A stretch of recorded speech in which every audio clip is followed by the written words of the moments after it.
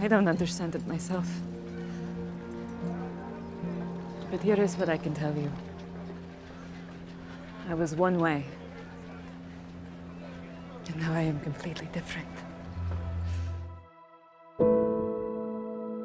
I left the life behind when I became a Christian, and I dramatically changed and became this completely new, morphed person that doesn't think or care about anything that I did in my past.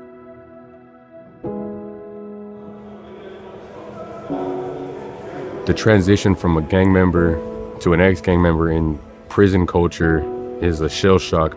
The whole point of the gang membership in prison is safety in numbers, and then eventually the accumulation of power. So leaving that behind and changing, it's kind of ironic because it's like I'm leaving what I thought was a powerful lifestyle, but it was really a lifestyle of cowardice, and stepping into one of true power and being able to stand on my own 2 feet with Jesus behind me. I had been through a riot, and I'm sitting in the cell by myself. It's cold, it's dark, and I'm crying. I was just at a really, really dark, hopeless place. And my daughter's coming to see me. We have to do a through the glass. I can't hug her. And she's sitting there pouting, like, and I'm like, daughter, what's going on? And she's like, I thought you loved me, Dad. And excuse me. I just kind of like leaned back, and I'm like, I do love you. Like, what do you mean? She's like, if you loved me, I'd be able to hug you right now. And I looked at her, and she's like, whatever you're doing, I just want you to stop. Just stop. I started crying right there. I went back, and I was crying some more, and I made the decision right there to just leave the gang. So I tell the people, like, man, I have to, it's called a smash out, but you basically have to almost get killed on your way out by the gang. And I went through that process, and I took that step, and I went through that, and I got hospitalized again. And that was the initial driving force. After that, which is kind of a beautiful blessing in disguise too, because in that next step of not knowing what happens, that's when I find Jesus. I wasn't going to church. I actually stayed away from church the entire time I was in that lifestyle. And one of the guys that mentored me, his name was Jesse, and he's like, man, just come to church. And I started going down there, and they had talked about The Chosen. This is when I first hear about The Chosen, as a matter of fact.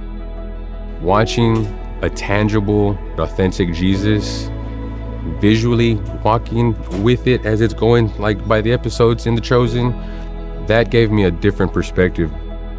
There's people in here that can't read at all, so they don't even have access to read the Bible. So that for them to even just watch the Bible, to have that impact them and see it, I've seen people here cry because they can't read, but they've watched the show and broke down crying because they can see the love that was coming through Jesus. I'm not what I once was. That's what I latch onto right there, because I felt like I didn't deserve to be saved until I was able to be saved by Jesus. And it shows that on the show, and that's what resonates with me the most, is that I can see it and I can relate to it in tandem with the Bible. As a Christian, one of the things I know I have to do without question to give back to the world, to the society, and everybody that I know is to be responsible with any decision that I make from the point I became saved forward. And right now I have a music ministry class, and that's kind of where I'm at, is teaching people the beauty of not like just music, but worshiping God with music.